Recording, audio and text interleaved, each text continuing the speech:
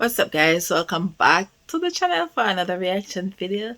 So I'm checking out the very hilarious Louis CK, of course, and this is his live comedy special 9/11 Deniers. Sorry.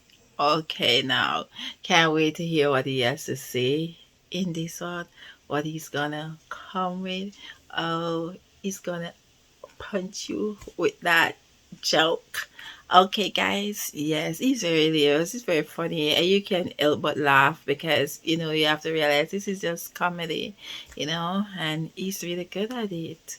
So I can't wait. All right, guys. Yes. So let's check this video out, guys. All right.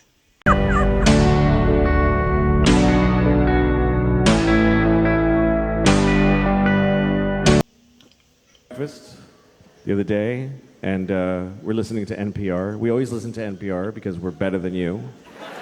And so we're listening to NPR at breakfast the other morning, and there's this one story where they kept using this phrase. They kept saying 9/11 deniers. They kept saying that. 9/11 deniers. And my daughter was like, what is that? And I said, well, it's a group of people that think September 11th was a conspiracy. And she said, oh, I thought they were saying 9/11 deniers.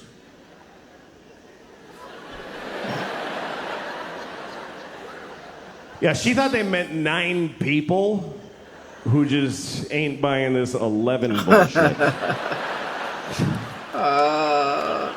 Just a small fringe group, really. There's only 9 of them.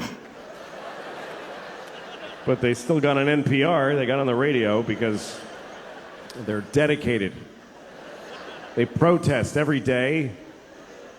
They're the 9/11 deniers. They're outside of the White House. It goes 10, 12, 13. What? Just know it. We are the 9/11 deniers. We know that 11 is a bullshit number propagated on the people by the man. Why do we have 11?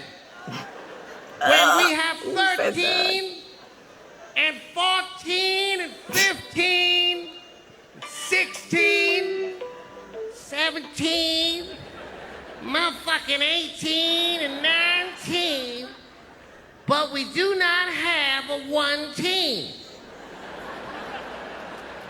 What happened to 1 team?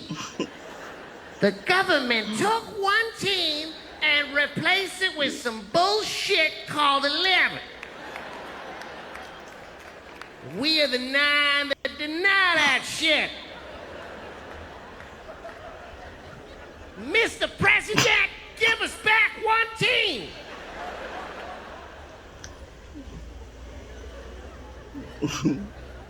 I don't mean to offend any Chinese people with the stereotype, but that's right, I'm Chinese, motherfuckers. What? You mean that box that you went into? Oh, man. I lived in Shanghai. I'm Chineser than a motherfucker. With chopsticks and whatnot. I'm sorry. Here's the thing. Don't like his rock. Stereotypes are harmful. That's true, but the voices are funny. And I don't know how to reconcile those 2 facts. I enjoy doing the voices, but they're offensive, so I do them at home. I used to do them for my kids when they were little. They liked them. They didn't know it was a race thing. They just enjoyed, Daddy, do the friendly man. You want me to be the friendly man, little girl? We love the friendly man. He loves little white girls too. Let's have some scrambled eggs.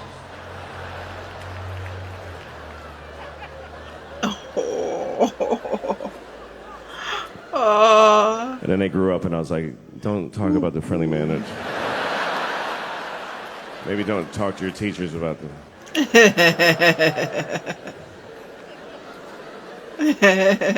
My kids go to public school in New York City, and all right, send your kids there then. Teach them that's what life is like. The teachers amaze me. Yeah, all right. I don't know. This is the worst. Here's the worst thing about this country to me is that there's no more noble profession than to be a public school teacher. It's easily. Please don't. You're not gonna like it. You're not gonna like where it's going. I don't recommend clapping at any things. You'll regret it at the end of the thing. In a democracy, there's no more noble contribution you can make than to teach in a public school. And in this country, the people that do that, they're fucking losers. They're just rock bottom fucking losers. And everybody knows it, but they keep doing it. New people are teaching every day, knowing how shitty it is. They show up, they tell them ahead of time, hi, what is this job? And they say, okay, here's what we need you to do. We need you to make children know math. Wow. Do they want to know math? No, they don't want to know it.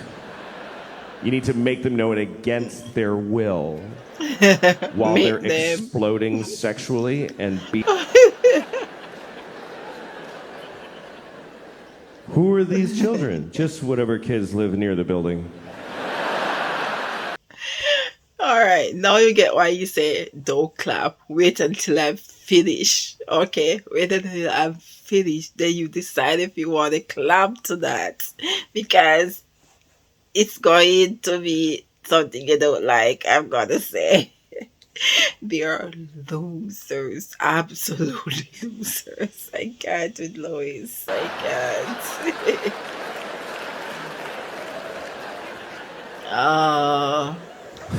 How much do I get paid? About $10 every 4 years.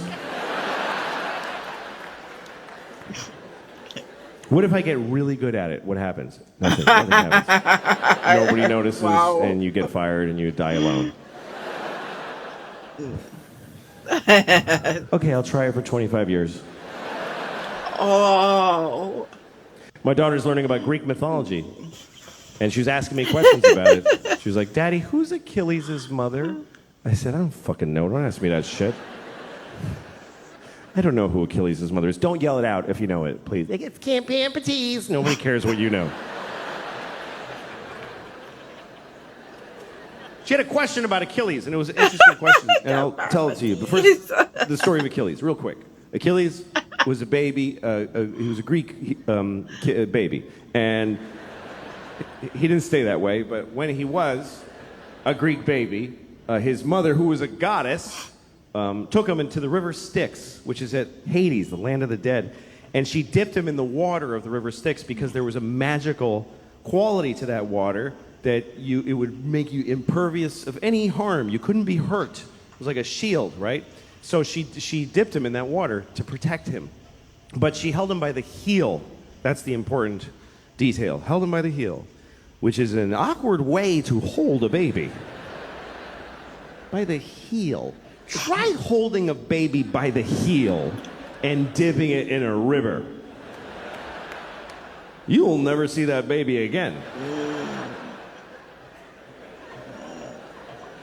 I lost the baby in the water. Man. I was trying to wash him and he fell in the river. Inside. You gotta laugh at it. You gotta laugh at his voices that he do. It's funny. It's hilarious. It's comedy. You gotta laugh. It's hilarious. I was trying to wash him and he fell in the river. Inside, Miss Achilles, I lose your baby. You told me to hold him by the heel. He sleep. Achilles' mother's Mexican nanny. It's a lesser-known character in the Iliad. Anyway, his mother, she was able to hold on, of course, because she was a goddess. She was the goddess of grip or whatever, I don't know. And she held on, And then he was protected except on his heel. His heel was not protected. And so that's what we call your Achilles heel, your one vulnerable place. Everybody's got their Achilles heel. Achilles' Achilles heel was his heel. Like literally.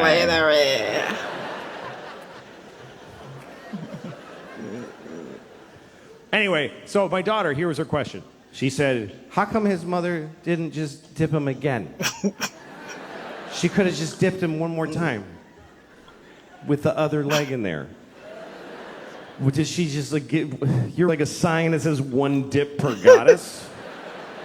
Did you ever color an Easter egg? It's not that complicated. You dip it, and then you hold it differently and dip it again. Smart kid. I was proud of her. But at the same time, I thought, who the fuck are you to judge this woman? It bothered me. Because here's what the story of Achilles teaches me, is that if you're a parent, it's never enough what you do for these motherfuckers. It's just never enough. It's still gonna be your fault. How much more do you want from a mother? She dipped her kid in magic water and protected 99% of his body. Is any of it up to him? He could have just wore a big shoe and be careful. But he goes out in sandals, fucking flip-flops. And a sword and fights the whole planet. I'm Achilles because my mother dipped me.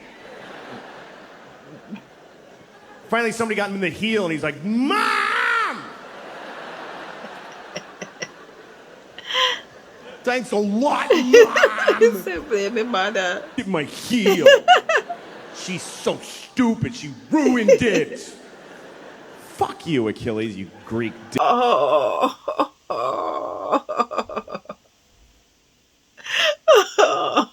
I can't. Listen. Louis is something else. You gotta have a full belly when you watch him, okay? Because by the time you finish laughing or rolling, you'll be hungry. He's something else, though. He always have the audience at the tip of their seat. He always give it to you. When he was about to talk about the teacher, the public school teacher, the audience started to clap door. He was like, mm-mm. You're not gonna like it is, Eddie. Don't even start clapping, Cap. Nothing good to say. And yeah, I thought he was just applauding them, but I kind of get it's a sarcasm of what he was saying about the teacher on the job, because it's like he said they had to do so much and with the kids and try to get the kids at a certain level, and it's kind of like a shitty job, but yet still they don't get as much accolade, I should say, as they're supposed to, you know. They are always just stuck at one place, the same pay. They don't get move up in ranks. They don't get applaud for doing good or stuff. Even though he's saying like that, I'm taking from it like he mean that they doesn't get enough respect that they deserve. That is why he's saying that. Alright guys, comment down below. Let me hear what y'all have to say. And I will catch you all in another reaction video, guys. Thanks for watching. Bye.